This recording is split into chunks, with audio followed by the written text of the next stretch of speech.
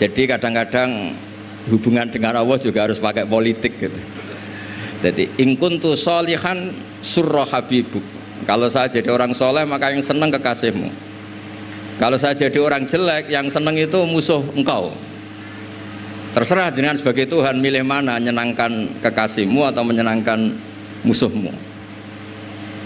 Jadi kadang-kadang dalam dunia ngaji itu juga harus ada akal-akalan gitu. Saya berkali-kali jadi korban. Sebetulnya saya senang uzlah itu bukan karena apa-apa. Satu, iktifa dengan kiai yang sudah ada. Kedua ya, bapak saya itu namanya Kiai Nur Salim, itu punya bapak namanya Mbah Nur Sam. Sepuh-sepuh itu memang uzlah. Mungkin faktor gen. Jadi saya membatasi sekali. Tadi meneruskan ngajinya Gus Zofur, saya disuruh agak lama, tapi bukan lama, agak lama itu ya 15 menit. Sambil nunggu Gus Idror.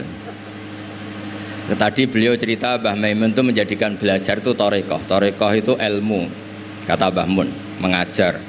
Tadi beliau saking tawaduknya nggak pakai bahasa Arab. Memang teks hadisnya itu Arabnya itu ad-dunya mal'unah, mal'unun ma fiha illa dzikrawah wa mawalahu, aw aliman aw muta'aliman. Jadi dunia ini semuanya terlaknati, kecuali yang terkait ingat Allah, ingat belajar, ingat ilmu.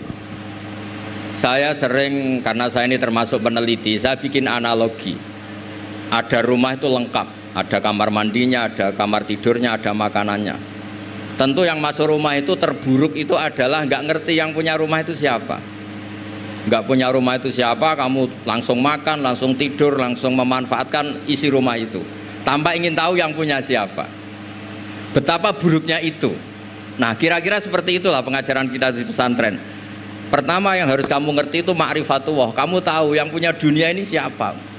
Kok tahu-tahu kamu pakai minyaknya kamu bor Pak Arif, terus dijual, terus menghidupi sekian banyak orang, itu milik siapa? Itu tidak milik direkturnya, milik Allah Subhanahu wa Ta'ala. Jadi memang ngerti itu nomor satu. Jadi ya sama, kamu mau sowan sini itu harus matur Mbah Ubab sebagai putra Mbah Mun tertua, matur Mbah Ghafur. Kalau ngundang saya ya harus lewat Gus Ghafur. Jadi pokoknya harus ngerti dulu gitu. Intinya itu harus ngerti dulu. Itu ada orang Gus biasa dimarahi istrinya tuh senengnya sama saya bukan main. Karena saya sering cerita ilmu itu penting. Yang bikin orang nggak kaget tuh ilmu. Kamu tahu kan istri kamu pantangannya itu kamu pulang nggak bawa uang, sudah gitu punya cerita di luar kamu tuh nggak macem-macem. Ya Gus tahu. Setelah pulang betul-betul tidak bawa uang, ada kabar kamu macam-macam. Istri kamu marah tidak marah. Setelah marah betul, Anda harus bangga.